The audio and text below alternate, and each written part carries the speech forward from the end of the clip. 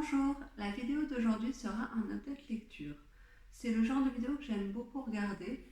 Ça permet d'avoir un avis rapide et concis sur un roman tout en ayant un peu plus de liberté que dans une chronique Instagram.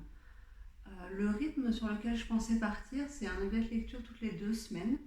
Donc à chaque fois, il y en aurait 2 pour le mois. Parce que toutes les semaines, ça me paraît un peu trop prenant. Je sais que je n'arriverai pas à m'y tenir.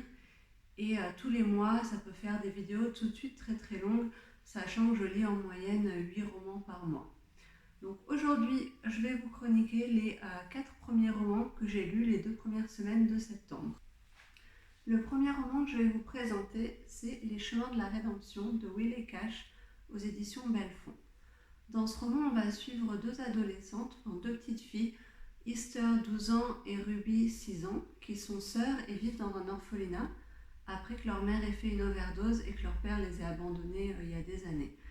Elles sont pas malheureuses, elles sont pas non plus heureuses, mais c'est pas la vie d'un orphelinat horrible où elles subissent des sévices. Ça se passe plutôt bien, elles ont des vies en dehors du fait qu'elles vivent dans un foyer plutôt typique de petites filles. Et un jour, leur père va réapparaître et les kidnapper. Donc dans le roman, on va avoir 3 voix différentes. La voix d'Easter qui raconte justement cette échappée avec son père et sa sœur. Easter, elle est un peu mitigée au départ, puisqu'elle sait ce qu'elle perd en quittant l'orphelinat, mais elle ne sait pas ce qu'elle gagne, et elle a un peu de mal à avoir confiance en son père. On va également suivre un ancien flic qui était le tuteur des 2 filles, et qui va se lancer à leur recherche de son côté. Et enfin, le troisième personnage, c'est un personnage un peu mystérieux, qui est à la poursuite du père pour accomplir une vengeance. Donc on sait qu'il ne leur veut pas de bien. Ce roman me tentait beaucoup pour tous ces thèmes. J'imaginais un road trip, une sorte de course-poursuite, des paysages américains un peu incroyables, ou en tout cas différents de ce que je peux connaître, et en même temps une histoire forte sur les liens familiaux. Et j'ai été un peu déçue. Alors tout d'abord, pour tout le côté road trip, course-poursuite, je m'attendais à quelque chose de beaucoup plus haletant en fait. Je me disais qu'il allait forcément y avoir du suspense, on allait toujours être en train de se demander qui est-ce qui va... Est-ce que déjà les fillettes et le père vont s'en sortir? Sinon, qui est-ce qui va les attraper en premier? Est-ce que ça va être le tuteur qui est plutôt gentil? Ou est-ce que ça va être l'autre personnage qui est le méchant de l'histoire? Et est-ce que ça va bien se finir ou est-ce que ça va être complètement tragique?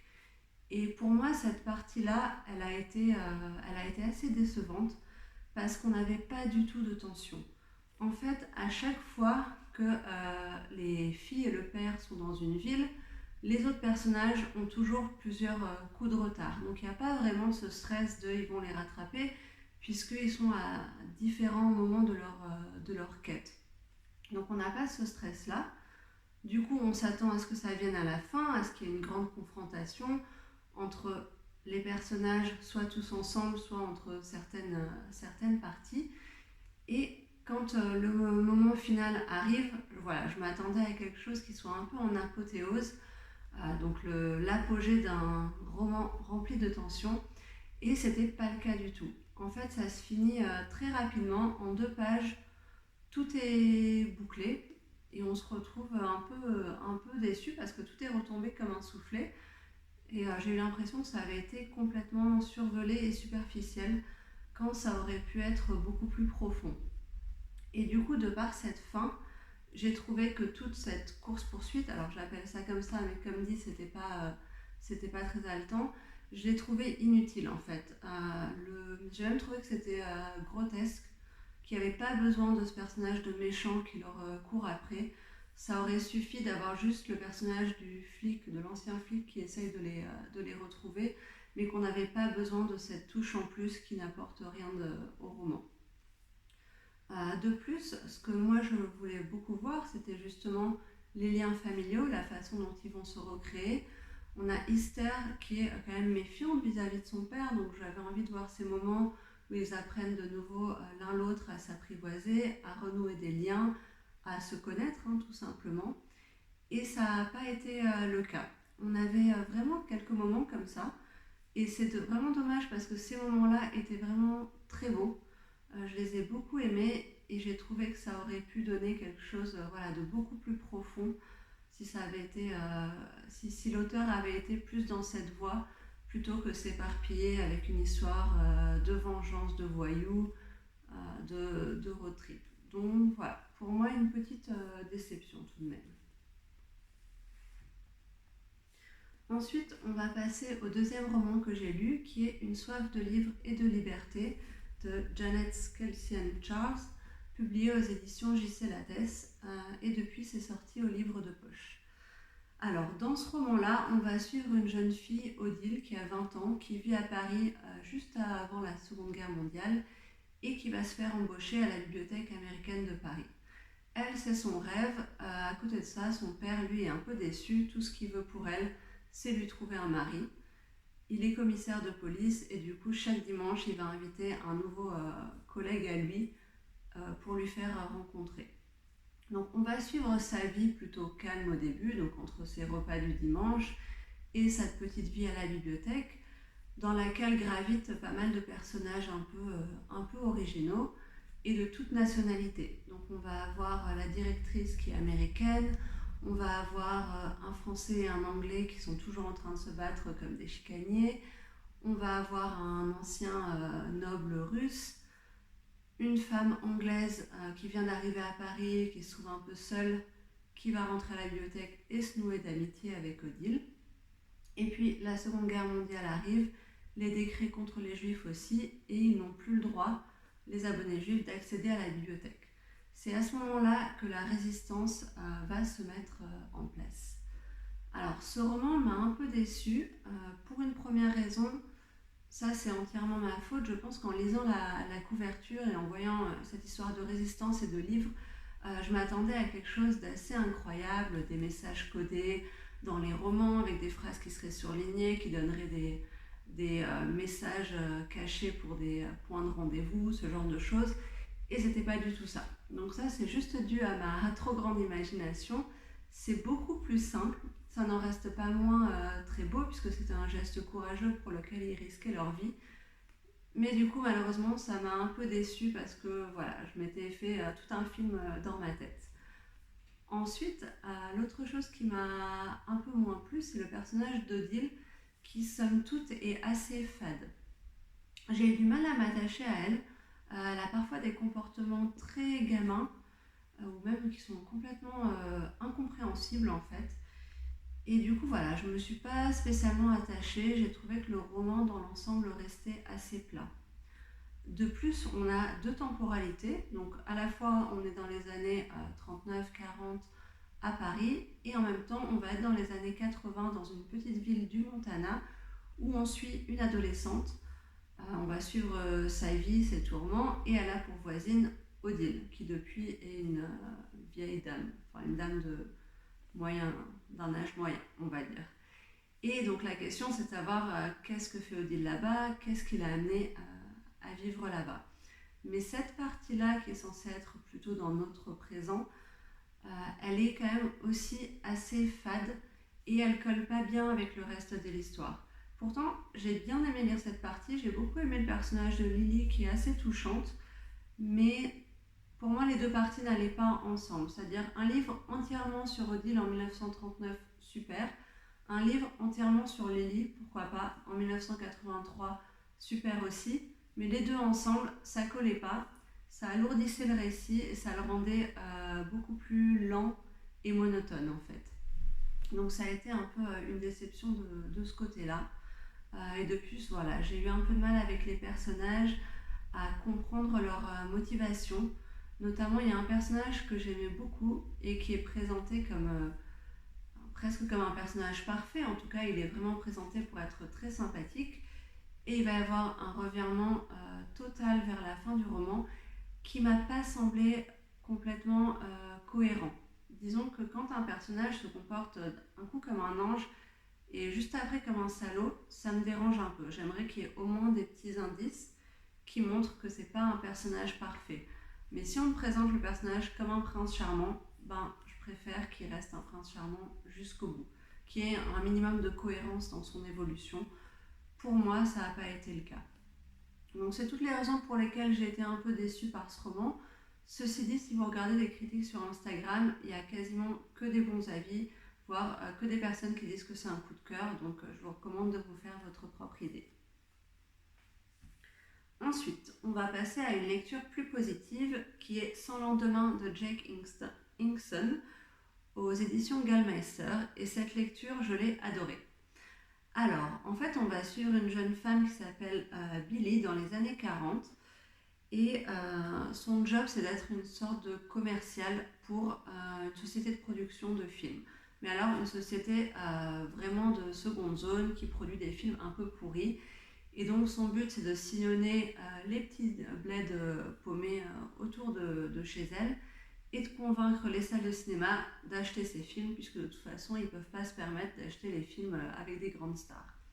Elle va donc aller dans l'Arkansas et elle va se retrouver dans un petit village où le pasteur fait pression pour que le cinéma ne puisse pas passer de film parce qu'il considère que c'est l'œuvre de Satan et il refuse d'avoir ce genre de péché dans sa ville.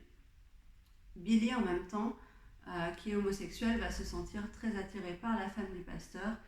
Et à ce moment-là, on se doute que tout va aller mal.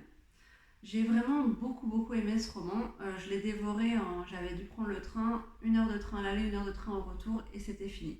Alors il est assez court, mais quand même, il était très addictif en fait. Je ne pouvais plus le lâcher. Ce qui m'a beaucoup plu dedans, c'est le côté très noir. Si vous aimez bien les films, par exemple, des frères Cohen, j'y ai retrouvé un peu ce genre d'ambiance où c'est assez sombre, c'est assez noir. Il se passe des choses violentes et plutôt tristes de base, et en même temps, il y a un côté totalement jubilatoire à cette violence et à ces malheurs. Dans le sens où c'est pas du voyeurisme, mais on regarde, on s'apitoie, on est un peu indigné, triste, et en même temps, je sais pas, il y a quelque chose qui fait que c'est jouissif à lire parce que c'est bien écrit, que c'est sarcastique, il y a beaucoup de cynisme, il y a des rebondissements. Donc sur moi, ça a vraiment super bien marché. J'ai trouvé qu'on était complètement emportés, et ça avait beau être un peu absurde par moments, ça a totalement marché sur moi, quoi, malgré justement ce côté tragique où on se dit ok, ça peut que mal finir, et plus les événements s'enchaînent et plus on se dit comment est-ce qu'elle va s'en sortir maintenant, et en même temps on est hyper hypé par ça. On se demande vraiment justement comment on va faire, et quelle que soit la fin qui pouvait lui arriver, j'en dis pas plus. Je trouve que dans tous les cas, on finit quand même content parce qu'il y a une cohérence tout le long du roman, et c'était assez amusant, bizarrement à lire. Donc voilà, je suis pas bizarre, c'est vraiment un roman super à lire et je vous le recommande. Ensuite, on va passer au dernier roman que j'ai lu dans cette première moitié de septembre, qui est Les fantômes de Harvard de Francesca Serritella, publié aux éditions Pygmalion. Et c'est un roman que j'ai adoré. Ce qui est assez marrant d'ailleurs, parce que si vous avez vu ma vidéo sur ma palle pour le mois américain, je parlais de certains romans comme Les chemins de la rédemption en pensant que j'allais plutôt aimer. Et celui-ci, je vous avais dit que j'étais pas du tout motivée à le lire, j'avais vu beaucoup d'avis négatifs. Et c'est pour ça qu'il traînait dans ma palle depuis 1 an et demi quand même. Et là, j'ai décidé enfin de le sortir, et comme quoi il faut toujours se faire sa propre opinion, parce que pour moi, ça a été une super lecture. Pour résumer un peu l'histoire, donc on va suivre une jeune fille qui s'appelle Cadence et qui est acceptée à Harvard, tout en sachant que son frère Eric, qui était son aîné et qui était considéré comme un génie un peu par tout le monde, était atteint de schizophrénie et s'est suicidé à Harvard l'année d'avant. Donc elle décide d'y aller quand même à l'université. Ça ne fait pas l'unanimité comme décision dans sa famille, c'est source de tension. Et on va la suivre dans son installation, dans sa vie là-bas, tout en sachant qu'elle a aussi un but en allant là-bas, c'est de s'informer un peu sur les derniers instants de la vie de son frère, savoir ce qu'il faisait, connaître ses amis. C'est une façon pour elle de se rapprocher de lui, puisque à la fin, quand il était malade, elle avait de plus en plus de mal à le supporter. Et je pense que c'est quelque chose que les aidants personnes qui ont des maladies chroniques connaissent bien, même en leur voulant tout l'amour du monde, il y a un moment où on est excédé, que tout tourne toujours peut-être autour de la personne. Et pour Kelly, c'était ça. Quand son frère était un génie, tout tournait autour de lui. Quand la schizophrénie a été déclarée, tout tournait toujours autour de lui. Donc elle s'était un peu détachée et elle ressent énormément de culpabilité par rapport à ça. Et donc elle a envie, pour s'apaiser, de comprendre un peu ce qu'il a pu vivre. Est-ce qu'il y avait quelque chose qui a pu déclencher ce dernier moment de désespoir qui l'a amené à se suicider. Et pour ça, elle a un cahier de notes dans lesquelles les notes sont assez mystérieuses, des notes créées par son frère Eric, et elle va partir, en fait elle va enquêter en quelque sorte. À côté de ça, elle va commencer à entendre des voix, et donc il y a tout ce stress. Est-ce que je suis folle? Est-ce que le gène de la schizophrénie est héréditaire? Est-ce que je vais finir comme mon frère? Ce qui l'amène à vouloir d'autant plus le comprendre en post-mortem. J'ai énormément aimé ce roman pour plusieurs raisons. Tout d'abord, c'est l'ambiance. Si vous aimez les romans style Dark Academia, l'ambiance automnale, je trouve que celui-là, c'est vraiment un roman parfait. On est vraiment à Harvard parce qu'il y a tout qui est fait pour que par petites touches, on se sente immergé dedans. Donc on va avoir les noms des dortoirs qui sont nommés, on va aller en cours avec Ellie, on va suivre sa vie avec ses colocs, ses repas dans les différentes cafétérias, au resto de Harvard, ses balades dans le parc. Et du coup, comme tout est nommé, on s'y croirait vraiment. Et je trouve que l'immersion était totale et moi, ça m'a donné hyper envie d'être une étudiante de Harvard. En tout cas, je sais que dans une autre vie, j'aurais trop aimé savoir ce que ça fait de vivre dans un collège américain. La deuxième chose que j'ai beaucoup aimé, c'était tout le côté un peu mélange de surnaturel, avec le fait qu'elle entende des voix, et de scientifique. Il y a une certaine partie qui parle de physique quantique, qui va parler de la théorie des cordes, qui va parler de supersymétrie. Et c'est des notions qui peuvent nous paraître un peu barbares, mais sachant que je suis une grande fan de Big Bang Theory, c'était des choses dont j'avais déjà entendu parler, puisque je pense que voilà, comme tous les fans, vous savez, Sheldon Cooper, c'est un peu sa marotte, la théorie des cordes, la supersymétrie ensuite. Et du coup, ça m'a fait plaisir de retrouver des notions dont j'avais déjà entendu parler avant. Ça ne veut pas dire que je les ai complètement comprises, mais au moins, c'était pas quelque chose d'inconnu. J'ai eu l'impression d'y voir un petit clin d'œil, et donc ça m'a fait plaisir. C'est peut-être purement subjectif. Néanmoins, c'était vraiment super intéressant dans la manière dont c'était amené, dans la manière dont le surnaturel est plus ou moins expliqué, tout en laissant des portes ouvertes à différentes possibilités. Donc ça m'a beaucoup plu. Et j'ai aimé le côté enquête, puisque finalement, Kelly, elle est toujours en train de rechercher des messages de son frère, de savoir ce qu'il avait pu, qu'est-ce qu'il pouvait faire de son temps avant de mourir, qu'est-ce qui l'a amené à ça, est-ce que lui aussi entendait des voix. Et c'est vraiment construit sous forme de quête, même d'enquête presque policière, et j'ai trouvé ça passionnant à lire. Donc pour moi, c'est vraiment un excellent roman.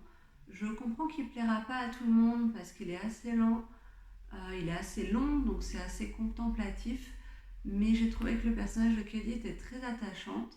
On suit beaucoup tous ses questionnements, ses peurs, et le personnage est très réaliste justement dans ces côtés-là, dans ses failles. Donc moi, ça a été une super expérience. Voilà, donc ce premier objet de lecture, oups, j'ai oublié mon livre. Bon, c'est comme ça. Donc ce premier objet de lecture est maintenant terminé. J'espère que ça vous aura plu. N'hésitez pas à me dire s'il y a des romans que vous avez lus dans cette sélection ou s'il y en a certains qui vous tentent. Si j'arrive à convaincre des gens de lire Les Fantômes de Harvard, ça me fera super plaisir parce que je trouve que ce roman a été injustement mis de côté ou en tout cas pas assez mis en avant. Et pour moi, il mérite vraiment d'être découvert. À bientôt!